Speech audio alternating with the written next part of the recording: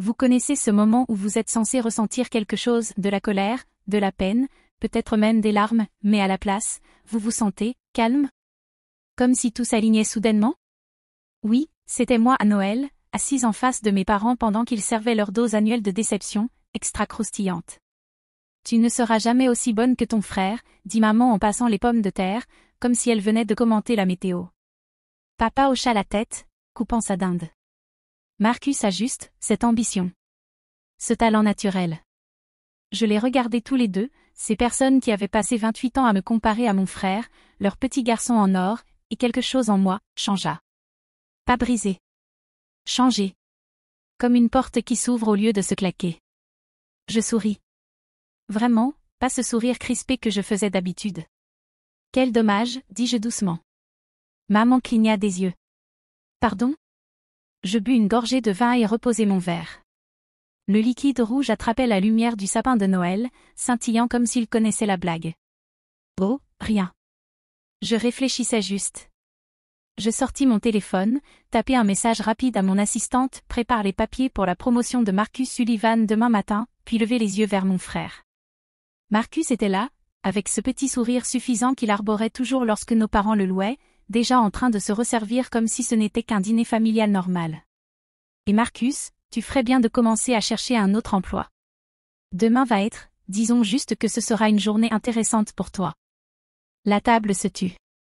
Comme dans un film d'horreur. De quoi tu parles? Rit nerveusement Marcus en posant sa fourchette. J'ai un super boulot. Meilleure position que j'ai jamais eue. Je sais, dis-je en piquant un morceau de dinde. C'est moi qui t'ai embauché. On aurait pu entendre une mouche voler. En fait, on aurait pu entendre un flocon de neige tomber sur le toit. La fourchette de papa tomba sur son assiette. Quoi? Glentech Solutions, dis-je casual, comme si je leur racontais mes courses. C'est mon entreprise. Ça fait 4 ans. Marcus travaille dans notre département marketing depuis, 18 mois maintenant? Je regardais mon frère, dont le visage passa rapidement de garçon en or à fantôme pâle.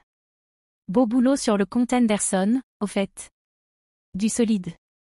Le client a mentionné spécifiquement dans son mail de retour la semaine dernière. La bouche de maman était littéralement ouverte. Mais, tu nous avais dit que tu travaillais comme consultante. Tu as dit? J'ai dit que je consultais pour diverses entreprises, ce qui n'était techniquement pas un mensonge. Je consulte pour ma propre entreprise chaque jour. Je haussai les épaules en prenant une autre bouchée. La dinde était sèche, comme toujours, mais cette année, étrangement, elle avait meilleur goût. Vous n'avez juste jamais demandé de détails. Trop occupé à demander pour le boulot de Marcus, l'appartement de Marcus, la copine de Marcus, la voiture de Marcus. Marcus retrouva la parole, mais sa voix était plus aiguë que d'habitude. Attends. Tu possèdes Glentech? Le Glentech? Nous avons 300 employés. On vient d'ouvrir ce nouveau bureau au Texas. Il s'arrêta, la réalité le frappant en plein visage. Putain. Langage, dit maman automatiquement, mais son cœur n'y était pas. Elle me regardait comme si j'avais soudain poussé des ailes. 347, en fait, corrigeai-je. Nous venons de recruter une nouvelle équipe à Austin la semaine dernière. 12 personnes. Toutes excellentes candidates. Je lui souris. Tu ne savais vraiment pas? Mon nom est littéralement dans le nom de l'entreprise. Mais je suppose que tu n'as jamais fait le lien. La plupart des gens pensent que Glenn est un prénom masculin, ce qui a honnêtement joué en ma faveur. Moins d'attention, plus de travail accompli. Le truc, c'est que j'avais passé 4 ans à construire cette entreprise à partir de rien. Commencer dans mon minuscule studio avec juste moi, mon ordinateur portable et un rêve que tout le monde jugeait stupide. Le conseil en tech, c'est trop compétitif, disait-il. Tu n'as pas l'expérience, disait-il. Tu devrais peut-être d'abord trouver un vrai boulot, disait-il. Mon propre père m'avait suggéré de travailler dans le commerce, jusqu'à ce que je trouve ma voie. Alors j'ai arrêté de leur dire quoi que ce soit. Je travaillais 16 heures par jour. Vivais de ramen et de café noir, le bon marché instantané qui goûte la tristesse brûlée. Présentais à des clients qui me regardaient comme une gamine jouant à se déguiser dans ma veste de friperie. Rejeté 83 fois avant de décrocher mon premier vrai contrat. Je notais chaque rejet dans un carnet, chaque croix alimentant ma motivation au lieu de me briser. Mais je l'ai fait. J'ai décroché une petite start-up qui avait besoin d'aide pour son infrastructure informatique. Je leur ai fait tellement d'argent qu'ils m'ont recommandé à 3 autres entreprises. Et ensuite, je l'ai refait. Et encore. Dès la 2e année, j'avais 12 employés travaillant dans un espace de bureau partagé qui sentait le vieux café et l'ambition. Nous avions des revenus qui me faisaient tourner la tête à chaque fois que je regardais les chiffres. Je rafraîchissais constamment mon compte bancaire, convaincu que c'était un bug. À la 3e année, nous étions mentionnés dans Forbes et TechCrunch. Un journaliste nous a appelés le perturbateur discret des solutions d'entreprise, et j'ai dû googler la moitié de ces mots ensemble pour comprendre. À la 4e année, nous étions devenus nationaux avec des bureaux dans 4 villes, et je recevais des propositions d'investisseurs dont je n'avais même pas besoin, car nous étions rentables dès le premier jour. J'ai refusé 12 millions de dollars de capital risque parce que je ne voulais pas perdre le contrôle. Mon avocat pensait que j'étais folle. Et ma famille? Elle pensait que je peinais à m'en sortir, faisais du travail en freelance, à peine capable de payer mon loyer. Parce que c'est ce qu'ils voulaient croire. Cela collait mieux à leur récit. Chaque fois que je venais les voir, maman glissait un billet de 100 dollars dans ma main, pour les courses, ma chérie, et je le prenais, car refuser aurait soulevé des questions. J'ai donné chacun de ces billets à la banque alimentaire locale. Environ 6 000 dollars de courses pour des gens qui en avaient réellement besoin, si quelqu'un comptait. Glenda, dit papa lentement, comme s'il essayait de comprendre une langue étrangère. Son visage avait traversé environ 17 expressions différentes dans la dernière minute. Tu veux dire que tu es PDG? Fondatrice et PDG, oui. Même si honnêtement, je déteste ce titre. Ça fait comme si je portais des costumes et que je criais sur les gens dans des salles de conseil. Je porte surtout des jeans et je crie sur mon ordinateur quand il plante pendant des appels vidéo importants. Je me tournai vers Marcus, qui avait l'air de vivre une sorte de crise existentielle. Pour demain, je ne vais pas réellement te licencier. Tu es bon dans ce que tu fais. Vraiment bon. Ton équipe t'adore, ton taux de rétention est incroyable, et tu as ramené 3 clients majeurs rien que ces 6 derniers mois.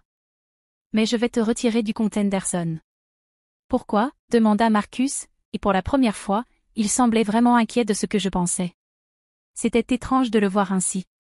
D'habitude, il avait tout sous contrôle. Parce que je te promeux au poste de directeur marketing senior. Tu l'as mérité. L'équipe t'adore, tes chiffres sont excellents, et les clients te demandent spécifiquement par ton nom.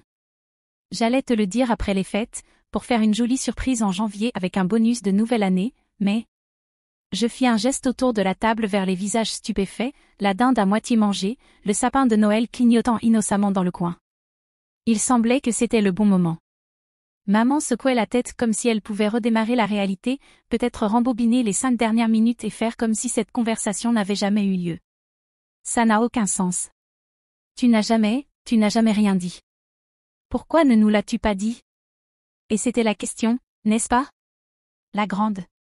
Celle que je me posais à chaque fois que je passais devant leur maison dans ma Tesla payée, chaque fois que je donnais une autre somme à une œuvre de charité en silence, chaque fois que je voyais leurs publications sur Facebook se vanter de la promotion de Marcus comme s'il avait gagné le prix Nobel.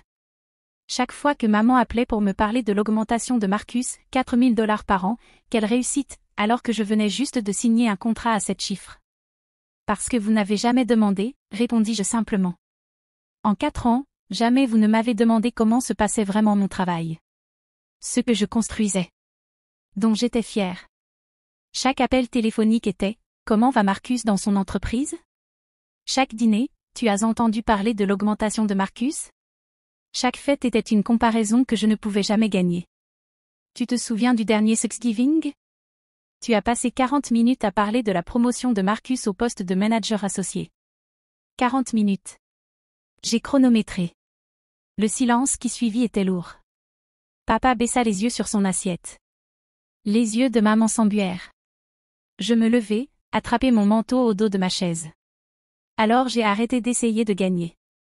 J'ai juste fait ce que j'avais à faire. Construit mon entreprise. Fait ma vie. Embaucher des gens compétents, bien les traiter, changer des vies en cours de route. Et honnêtement, ça a été plutôt incroyable. Nous avons un programme de partage des bénéfices, une couverture santé complète, des congés illimités que les gens utilisent réellement. Le mois dernier, j'ai donné à toute mon équipe de développement des primes assez importantes pour les faire pleurer. Des larmes de joie. Les bonnes. Attends, où vas-tu? Maman se leva aussi, tendant la main vers moi, sa serviette tombant de ses genoux. Glenda, chérie. Je rentre chez moi. J'ai un appel vidéo à 7 heures avec un client à Singapour, et je dois revoir la proposition. 50 pages, très technique, très important. Ça pourrait nous rapporter un contrat de 3 ans. Je lui embrassai la joue parce qu'au fond, elle restait ma mère. Son parfum était le même que toujours, floral et sûr. Mais tu as raison sur une chose. Je ne serai jamais aussi bonne que Marcus. Je me dirigeai vers la porte, enfilai mon manteau, le beau manteau en laine que je m'étais acheté pour Noël, pas le vieux truc qu'ils imaginaient probablement que je possédais. Puis je m'arrêtai et regardai leur visage figé. Je suis meilleure. Et je l'ai fait sans que personne ne croie en moi, ce qui, honnêtement, rend tout ça encore plus savoureux. Marcus me rattrapa dans l'allée. La neige commençait à tomber, rendant tout doux, propre et neuf. Les lumières de Noël sur la maison voisine se reflétaient sur le sol blanc, transformant tout en carte postale de pays des merveilles hivernales. Le souffle de mon frère formait des nuages dans l'air froid. Glenda, attends. Je ne savais pas. Je te jure, je n'avais aucune idée. Il n'avait qu'une chemise, déjà frigorifiée. Quand ils m'ont dit que j'avais le poste chez Glentech, j'étais tellement excitée. C'était la meilleure offre que j'avais reçue. Le salaire, les avantages, la culture, tout le monde disait que c'était un endroit incroyable pour travailler. Je n'avais aucune idée que tu... Je sais que tu ne le savais pas. Ce n'est pas de ta faute. Je cliquai sur la télécommande de ma voiture pour la déverrouiller.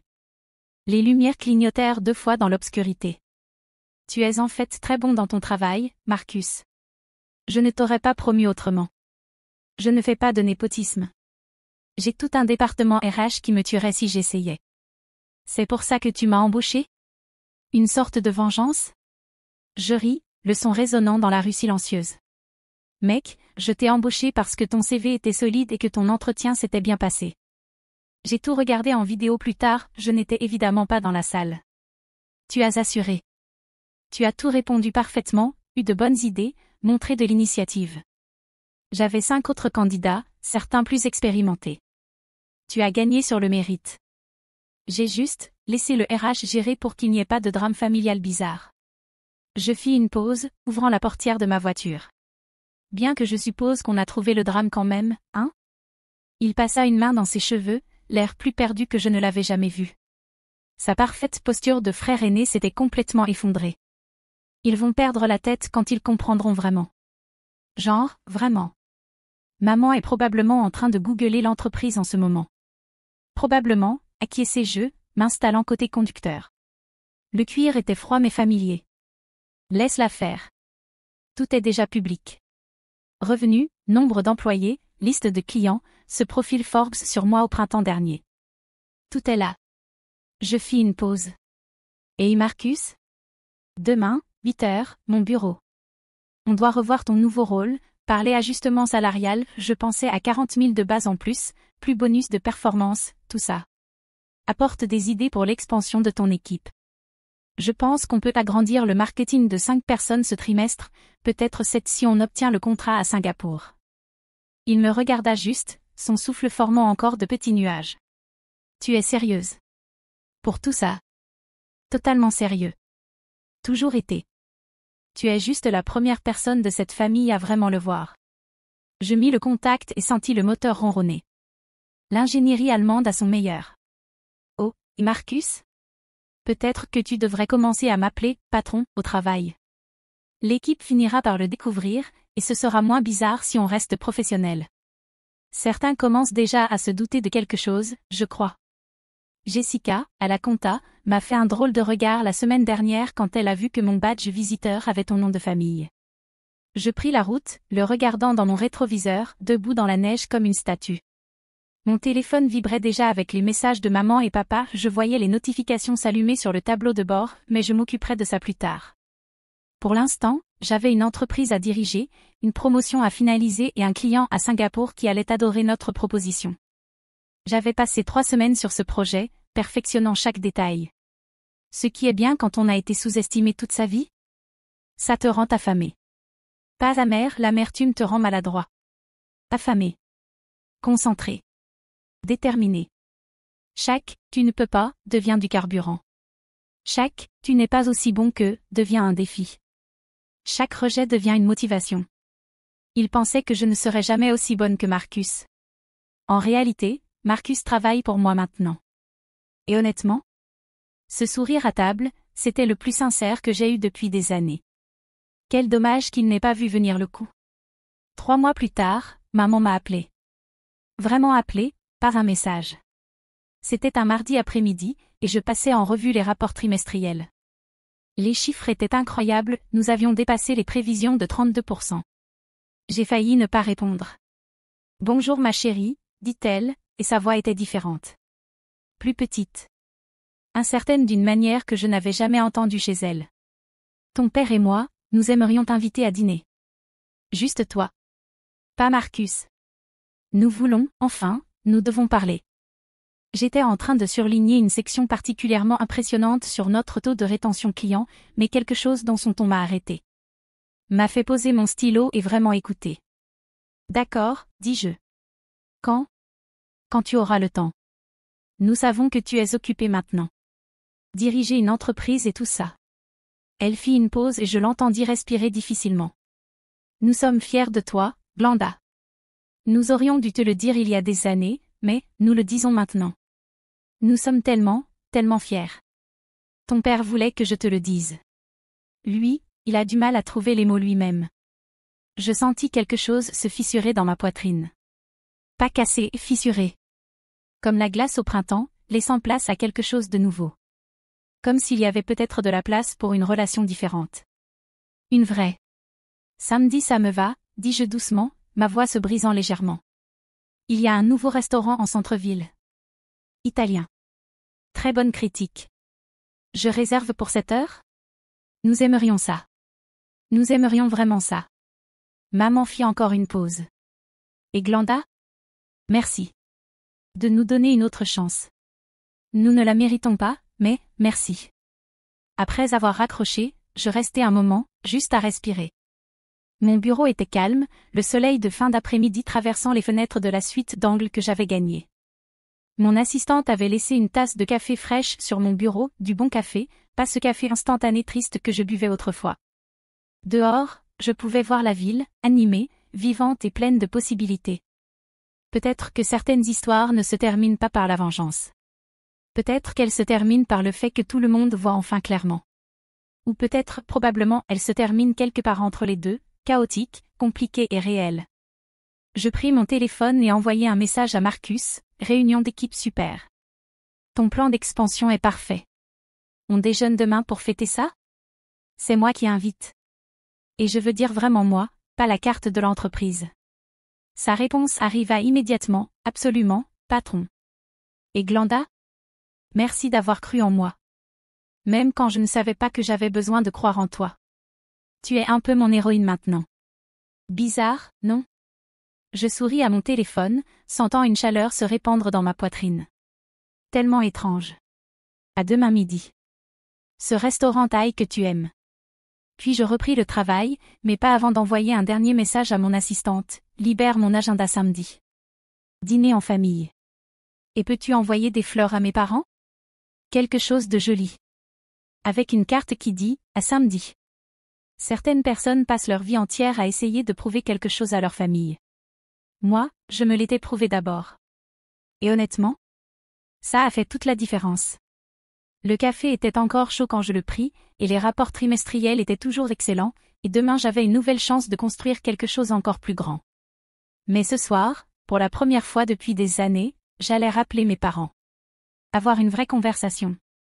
Commencer à construire quelque chose de nouveau. Parce que la meilleure vengeance n'est pas le silence ou le succès en solitaire. C'est être si prospère que tu peux te permettre de pardonner. Et peut-être, juste peut-être, c'est ça que, être aussi bonne que Marcus, n'a jamais vraiment eu besoin de signifier.